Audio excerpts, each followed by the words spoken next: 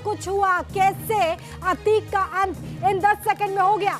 बड़ी खबर इस वक्त की आपको बता दें, अतीक ने मुझे कहा था कि तुम बचोगे नहीं। जिशान की तरफ से बड़ा बयान दिया गया है। अतीक के गुनाहों के गवाह जिशान का ये बड़ा खुलासा। अतीक ने मुझसे 5 करोड़ की रंगदारी मांगी थी, मेरा घर ढा दिया जाएगा, ये भी चेतावनी दी थी। अतीक ने मुझसे ये कहा था कि तुम नहीं बचोगे।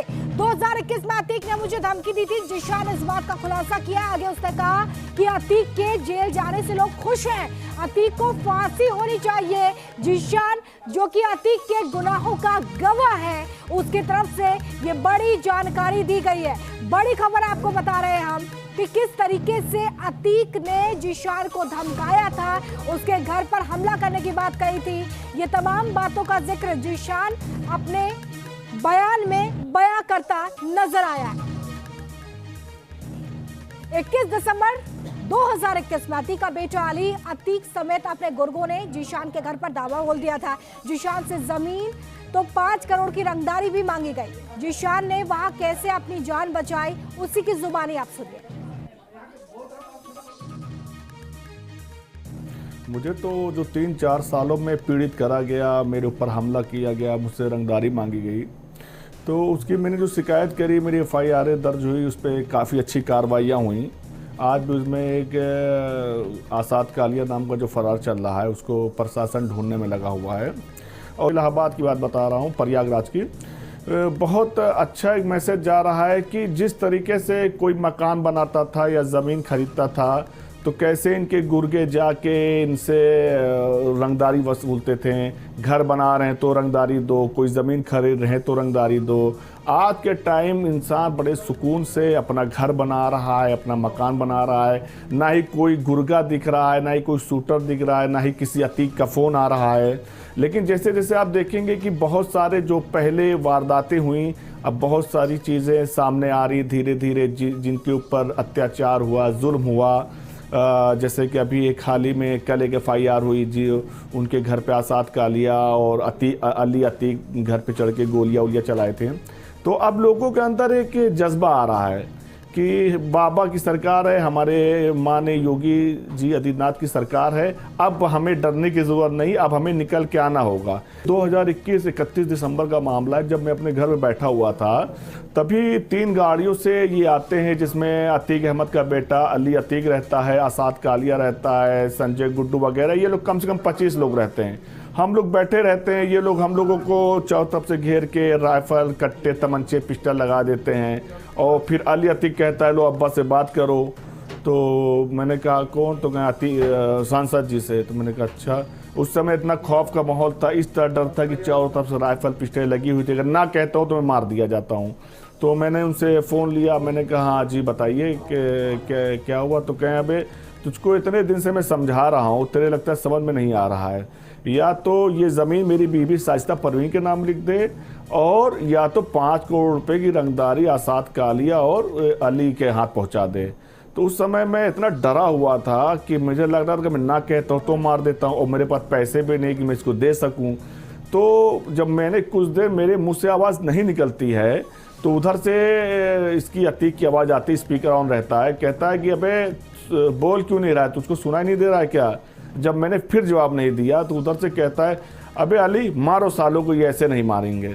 फिर उसके बाद तवा तोड़ ये लोग मुझे मारने लगते हैं, आसाद कालिया और ये अली अतीक और सारे गुर्गे मिलकर मारने लगते हैं। जब हम देखते हैं कि अब ये मुझको मार ही डालेंगे, तो हम अपना किसी तरह जान बचा के मैं भागता हूँ, और वहाँ से मैं अपनी, जब मैं भागने लगता हूँ तो यही आसाद कालिया और ये अली अतीक ये सीधा सीधा मुझको गोली मारने लगते हैं, और ये कहे तो मुझे लगता है कि मुझे मार डालेंगे। तब मैं भाग के सीधा करेली थाने जाता हूँ। करेली थाने जाके वहाँ जब मैं फोर्स लाता हूँ मैं, तो पुलिस प्रशासन अपने आंखों से देखता है कि किस तरह भय का माहौल है, जैसे तालिबान आ गए हों, हमारा देश में हम तालिबान में आ गए हों, गोलियाँ चल रही हैं, बम चल रहे हैं। तो जब इनके सारे गुर्गे आसाद कालिया अली अतीक वही देखते हैं कि अरे पुलिस प्रशासन सामने आ रहा है, तो ये भागते हैं। जब वहाँ से भाग जाते हैं तो लगातार जो है पुलिस दौड़ा के पकड़ती है और भाग जाते हैं, उसमें से 2 लोग पकड़ जाते हैं। जिनके पास से मैंने वीडियो में शेयर की थी आपके चैनल को, उनके पास से पिस्टल और राइफल बरामद हुई। अच्छा, 2 मशीन जेसीबी ला के पूरे मेरे घर को ढा दिया गया, पूरी मेरी बाउंड्री गिरा दी, मेरे घर ढा दिया गया, मेरी ऑफिस ढा दी गई और मौके से वहीं पे जेसीबी मशीन भी पकड़ जाती है। प्रशासन तेज कार्रवाई करी उस समय। उसके बाद जो है तो हमारी FIR हुई, फिर उसमें काफ़ी गिरफ्तारियां हुई। फिर ये लोग मुझको इस तरह मारने के लग गए कि अब मेरे अतीक अहमद का मैसेज आने लगा कि तुमने मेरे बेटे को फंसा दिया, अब तुम्हें बख्शा नहीं जाएगा, मेरा बेटा तुम्हारे चक्कर में जेल चला गया, मेरे बेटे की राजनीति खराब हो गई, ख़त्म हो गई। तो जब इस तरह के मैसेज आने लगे उनके लोग, मेरे रिश्तेदारों से, कहीं आसाद कालिया के पूरा परिवार मेरे रिश्तेदारों से और अतीक के लोग सब कहने लगे, तो हम लोग थोड़ा डर गए। तो आप सुन रहे थे जिशान को, जो ये बयान करता नजर आ रहा था कि किस तरीके का खौफ था। इतना ही नहीं, जिशान के दर्द की एक और कहानी सुनिए जो जिशान ने न्यूज नेशन के सामने बयान की। मैं तो इससे ये पूछना चाहता हूं कि अगर तुमको इतना ही अपनी मौत का डर था तो दूसरे की जब तुम जान लेते थे तब तुम्हें नहीं लगता था किसी के लाल को छीन ले रहे हो, किसी के बच्चे के बाप से दूर कर दे रहे हो, किसी की बीबी के हस्बैंड को दूर कर दे रहे हो। आज जब खुद पे आई है, आज शायद इसको ये अंदाजा ही नहीं था कि ये किसकी सरकार है, ये बाबा की सरकार है। और बाबा की सरकार में इसने जो 2 जवानों को मार दिया और उमेश जी का कत्ल हो गया। इस तरीके से आप देखेंगे कि पूरा परिवार इस कांड में लिप्त है। मर्डर करते हैं लोग, जाते हैं, इसकी बहनों क्या छुप जाते हैं, इसका बहादुरी मदद करता है। शाइस्ता परवीन पूरे प्लान में लिप्त रहती हैं।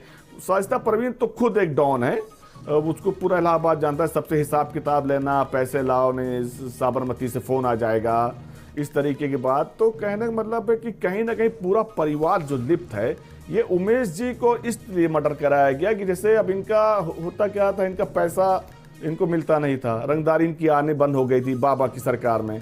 तो इन्होंने सोचा कि हम कुछ ऐसा कर दें कि हमारे घर में रंगदारियाँ पहुँचने लगे, हमारी बीबी शाइस्ता परवीन के हाथ में रंगदारी पहुँचने लगे, ताकि हम गाड़ियाँ खरीदने लगे, हमारे बच्चे गाड़ी चलने लगे। तो इस वजह से एक तो उमेश जी ने इनसे बहुत डट के लड़ाई करी, 18 साल को किसी से इससे डरे नहीं वो। और दूसरा जो इनका पैसे आने का शेड्यूल बंद हो गया धीरे धीरे, इस वजह से इसने ये इतनी बड़ी हत्या कराई। लेकिन इसको शायद अंदाजा ही नहीं था कि बाबा की सरकार में ये जो कराने जा रहा है इसका अंजाम बहुत बुरा होगा। और जैसे आप देखेंगे, पहले तो उसने सोचा कि कत्ल होगा, मर्डर होगा, उसके बाद 2-3 दिन बाद अपने बच्चों को हाजिर करा देंगे, उसमें होना क्या है। फिर बाद में उमेश जी के परिवार पर दबाव डाल के गवाही पक्ष में करा के सबको छोड़ा लेंगे। लेकिन इसको इस बात का अंदाजा ही नहीं था कि जिस तरीके से इसने कत्ल कराया, एक एक पहलू पे जांच हो के आज देखिए इसकी बीबी, इसकी बहनें और इसके बच्चे, सबका नाम खुल गया। और सब इस कांड में इसलिए लिप्त थे कि सबको रंगदारी आना बंद हो गई थी। ये जब से अतीक अहमद हुआ 89 से, तब से इसके परिवार को बड़ा मजा आने लगा। कोई कत्ल करा दे अतीक अहमद। मेरे भाई साहब ने बहुत अच्छा किया, बहुत सताता था, एक तो खुद सताता था, खुद रंगदारी मांगता है। तो कहने का मतलब ये है कि इनका कोई बिजनेस नहीं है, कोई पैसे आने का कोई जरिया नहीं, इनका टोटल रंगदारी। और रंगदारी तभी मिलती है जब वर्चस्व कायम रहे, जब गुंडई कायम रहे। वही वर्चस्व गुंडई कायम हमारे माननीय योगी जी की सरकार में इनकी रंगदारी आना जीरो हो गई थी मैम। हर कोई एप्लीकेशन डाल देता था, जिसको फ़ोन करता था कि वहाँ काम कर रहे हो, पैसा पहुँचा दो, तुरंत एप्लीकेशन डाल देता था आदमी। तो ये सब देखते हुए इसने सोचा कि अब कुछ ना कुछ कराना पड़ेगा। क्या नाम है, मेरी जान को खतरा बना रहता है, क्योंकि गुर्गे अभी तो छुपे हुए हैं और कहीं ना कहीं वो अभी इंतजार कर रहे हैं वक्त का कि वक्त गुजर जाए तो शायद हम लोग का ठीक हो जाए, तो फिर हम लोग एक्टिव हो जाएंगे। और ये लोग मुझको 5 साल से बहुत पीड़ित किए, इस तरह पीड़ित कर रहे थे कि मेरे परिवार का चाह इस तरह फर रहता था कि ये लोग गाड़ी देख के गाड़ी ओवरटेक कर देते थे। पूरा शहर जानता है ये बात में, ओवरटेक कर देते। अगर मेरी बीवी बच्चे बैठे हैं या मेरी माँ बैठी हैं, जब शीशा खुलता देखते तो ऐसे बुरी नज़र से उनको घूरते। और बहुत मैंने तो निकलना ही बंद कर दिया था।